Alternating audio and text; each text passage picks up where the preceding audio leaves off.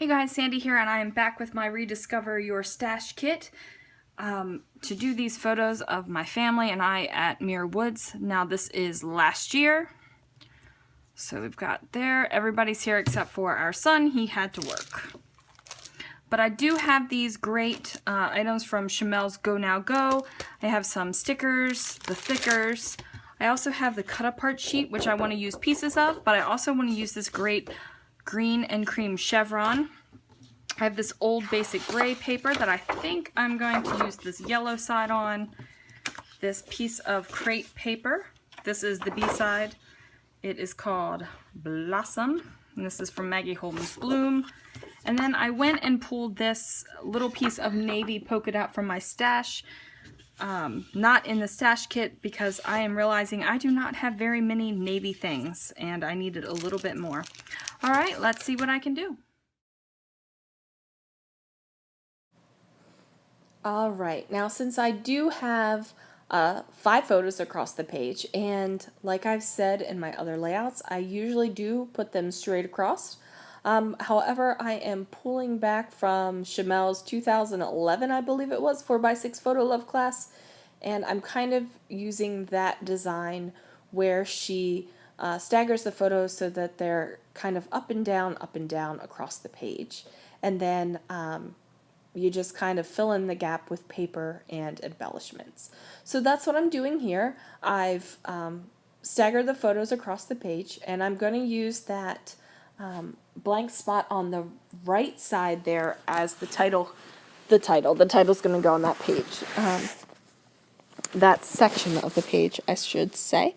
So I'm just lining up the photos across the page, and you make sure that it's looking good, and I decide to pull in the pink. So I use this Fisker's border punch, and I'm just cutting it off because I know that it's not going to be the top layer. Like, this is the bottom layer. I am actually putting a bottom layer down, guys, and not putting a top layer down and then scooching a bottom layer underneath of it. So I'm super excited for that. So hooray for pink scalloped borders, or I guess it's not really a scallop, but hooray for pink borders. So I get that done, and I'm just going to put it straight across the page here. And there's just going to be a touch of pink that pops out through the back. It's not going to be a huge amount of pink because these are kind of like earthy photos. However, I do want them to kind of go with the other photos of Muir Woods that I have. And they're like teal blues and the minty greens. And I do have some soft pinks. And this one is a little bit of a brighter version of it, but it's still in that same color family, and that's kind of the feel I want to go for. So that's why I picked these colors that I did. Okay, so I do get the border across the page. I've also cut out some cardstock and some pattern paper to fill in those gaps, and I am going to embellish on those gaps.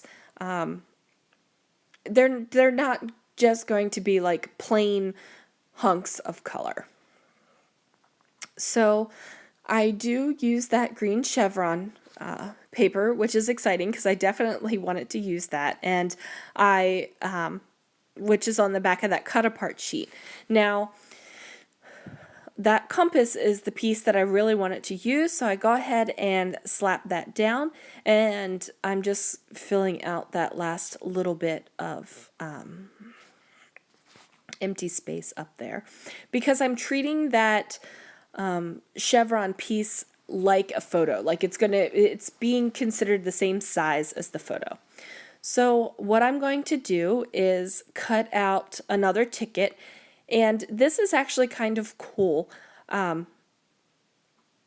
thought I was going to cut out the ticket now, but I guess not. I guess I'm going to use Let's Go as my title.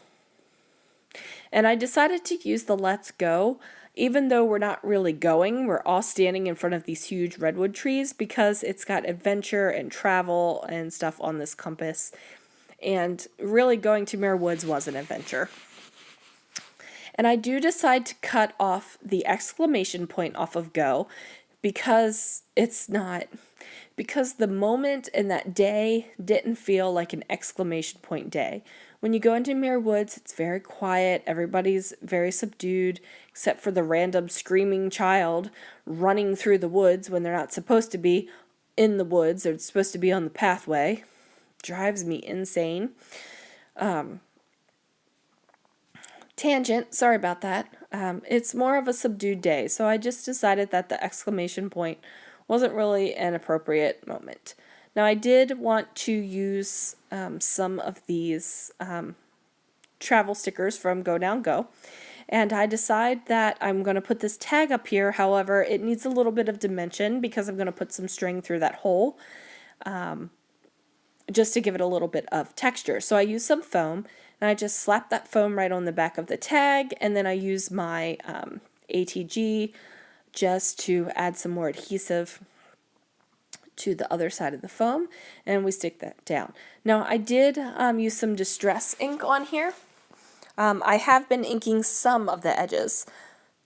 Okay, here's where I do the ticket. Now, I think that this is kind of cool. So I cut out the ticket, and instead of fussy cutting all of those little ticket holes, what I do is grab my Crocodile and just kind of eyeball it and use that to cut out the ticket holes. Now, I'm sure if I had a small hole punch, I could have done the same thing and didn't need to use the big heavy Crocodile, but that's all I had. I don't have a small hole punch. My husband was actually at the computer while I was scrapbooking this series of layouts, and he was impressed. He really has always liked the Crocodile, so whenever I use it, he kind of just stops and watches me, which is what he did. And I gotta say, I really enjoy the time when my husband comes in and pops on the computer while I'm scrapbooking, because we can talk and, you know, do whatever we're doing, having a good time, having a laugh, talking about our day. We can listen to stuff he watches, and I listen to stuff on the internet, and it's just a good time. And since I voice over and don't talk live while I'm scrapbooking, it works, and it's a lot of fun, and I enjoy spending the time I do get to spend with him while he's in my scrap room on the computer. Alright, so I did try to pull out that large camera, but I figured it was a little bit too much. Just a little bit too much. Now, I did finally get to use that yellow paper with the circles on the back I'd use on a different layout, but I really liked that side of the yellow paper. And I did, I'm going off on a tangent here while I'm slapping little stickers down. I did use it here on the bottom of the page. Now, I didn't just cut out the same size of yellow paper and stuck it across. I made sure that my patterns matched up so that the pattern repeated on that yellow paper. So where I have the thick scallop looking pieces, if you follow it all the way across the page, you'll see that the thick scallop looking pieces are there. Otherwise, it would kind of look weird. It wouldn't match up. Your eye would not move all the way across the page. It would kind of be a jarring. It would be like if you were doing a right diagonal, and then all of a sudden on the other side it switched to a chevron, and you would be like, what just happened here? So I did pull out some cork stickers from Chamel's collection. I'm not sure which collection the cork stickers are from. I received it. I had purchased a hip kit on National Scrapbooking Day when it was really marked down, and they had cut off the top, I guess, so it would fit into the package that they sent it in. So I really don't know which collection it is, other than I know it's Chamel. I'm sure I could do some, like, checking it out online and Googling it and figuring out, but honestly, it's Chamel. I don't need to know, like, the collection. Although, if anybody knows what that collection is off the top of the head and wants to lay it down there in the comments, that would be cool as well. Okay, so I am getting more of those cork embellishments used up, and that is a happy thing in my life. And it's the cloud ones, and I gotta say, I wasn't totally on board with the clouds when they first came out, but I'm liking them more and more.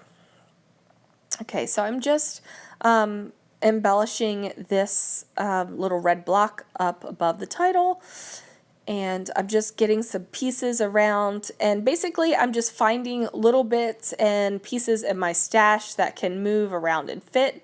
And I think this is like the third or fourth layout I've tried to use that little arrow sticker on, and it keeps going back on the sticker sheet and not being used, which is kind of sad.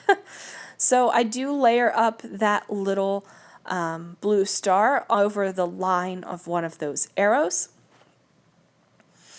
And I'm just making sure to get little bits of fun stuff everywhere I want them on this page.